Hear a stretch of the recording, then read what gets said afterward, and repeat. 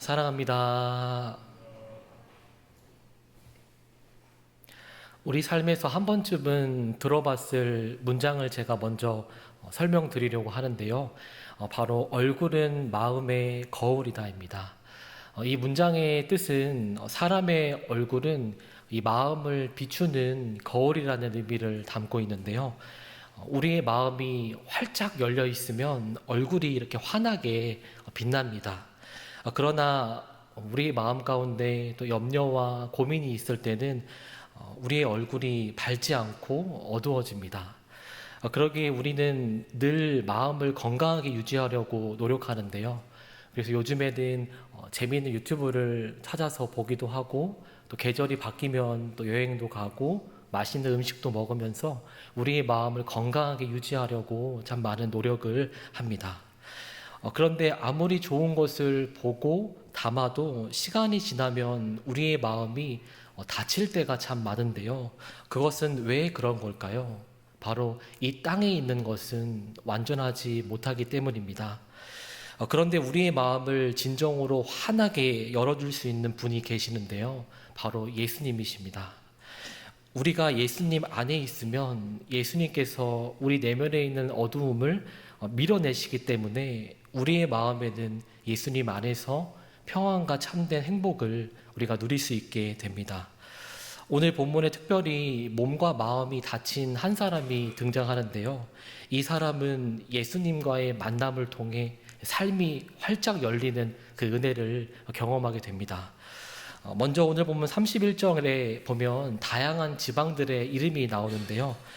예수님께서 이 지방들을 거쳐가시면서 많은 일들을 행하셨습니다.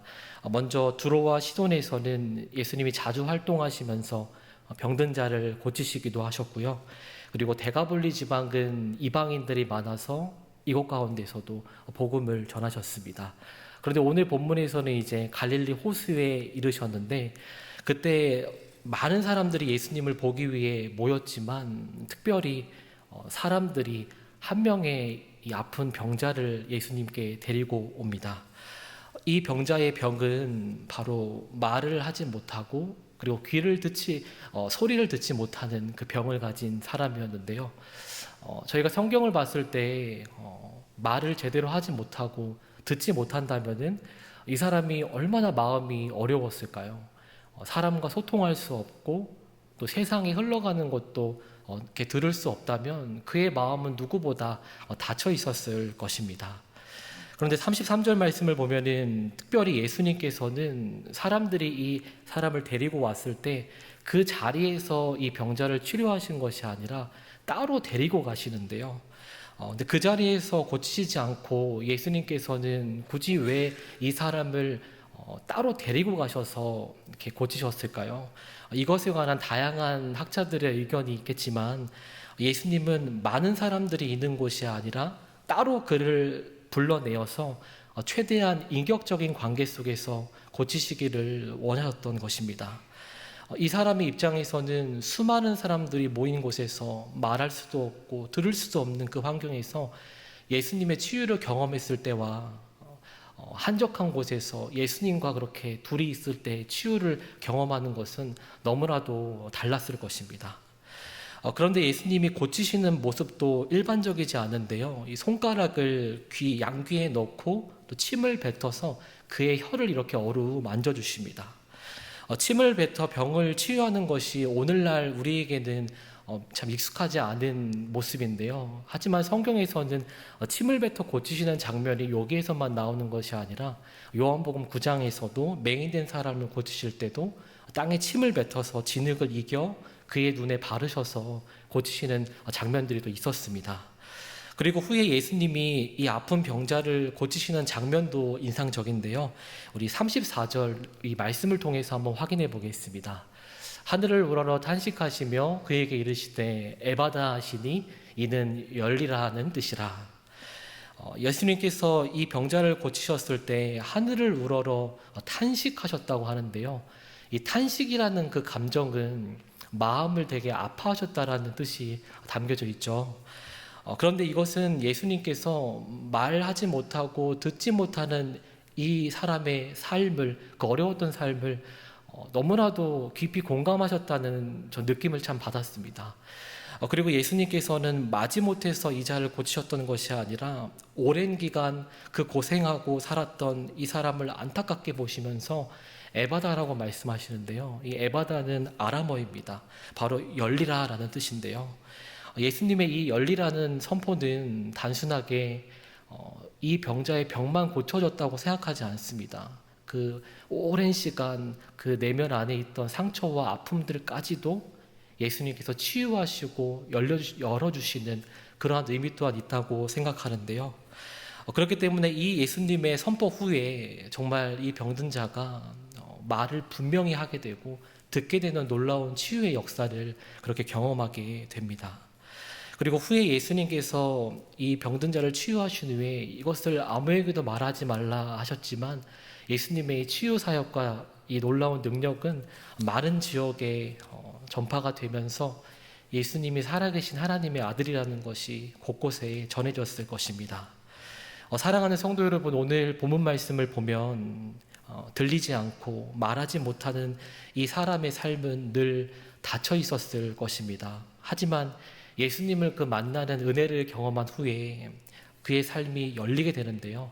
그렇다면 오늘 이 마가복음 7장 말씀을 통해 우리에게는 어떤 메시지를 주시는 걸까요? 바로 예수님만이 우리 삶에 닫힌 것을 여시는 분이라는 것입니다. 그런데 오늘 본문에 나온 자만 예수님이 필요한 것은 아닙니다. 우리의 일상을 돌아보면은 우리의 삶도 마음도 닫혀 있을 때가 참 많습니다. 그럴 때마다 우리가 다른 것을 찾는 것이 아니라 예수님 앞에 나아가야 한다는 것을 꼭 기억하셨으면 좋겠습니다. 그런데 우리의 마음이 닫혀 있을 때를 생각해 보면은 때로는 그 마음 가운데 상처가 있을 때 마음이 닫혀져 있는 것 같습니다. 사람들과의 관계로 인한 예상하지 못한 상황들, 그리고 삶에서 뜻밖의 고난들, 이것이 우리에게 갑자기 다가왔을 때 우리의 마음이 참 닫혀 있는 것 같습니다. 그렇다면 예수님을 믿는 자는 이 닫힌 마음 가운데 어떻게 행동해야 할까요? 두 가지로 살펴보려고 합니다. 첫 번째는 나의 문제를 예수님께 내보여야 합니다. 우리의 삶을 보면은 사람에게 받은 상처와 반복되는 실패와 아픔 때문에 나의 상처를 아무에게 말하지 못한 채 마음 깊은 곳에 감추어 둘 때가 참 많은 것 같습니다. 그러나 상처를 감추기만 한다고 해서 이것이 저절로 해결되지 않습니다. 우리가 이 아픈 상처와 문제들을 해결할 수 있는 방법은 내가 짊어매거나 이것을 내 마음에 꽁꽁 숨겨서 나만 알고 있는 것이 아니라 이것을 들고 우리는 예수님 앞에 나아갈 때 우리의 참된 상처와 어려움들은 회복될 수 있습니다. 왜냐하면 우리가 우리의 아픔과 문제를 예수님께 보여드릴 때 예수님께서는 그것을 방관자처럼 바라보고 계신 분이 아니라 우리를 예수님은 그 사람을 따로 데리고 가셔서 치유해 주시고 고치신 것처럼 우리의 삶의 문제와 어려움을 예수님께서 고치시고 열어주시기 때문입니다. 그러기에 우리도 믿음으로 우리의 다친 마음과 상처를 예수님께 내어드리셨으면 좋겠습니다. 그런데 오늘 본문을 보면은 듣지 못하고 말하기 어려운 이 한 사람이 스스로 예수님 앞에 나아갔던 것이 아니라 주변의 사람들이 이 사람을 데리고 예수님께 나아가 고쳐달라고 그렇게 간청했는데요. 주변 사람들이 그의 아픔을 외면하지 않았다는 것을 이 본문을 통해서 보게 됩니다. 그런데 우리에게도 이 본문을 보면서 이런 믿음의 자세가 필요한 것 같습니다. 때로는 우리에게 주어진 그 믿음의 공동체 안에서 우리의 상처와 아픔들을 기도 제목으로 내고 또 이러한 소통이 이루어져야 하는 과정도 참 우리에게는 필요한 것 같습니다.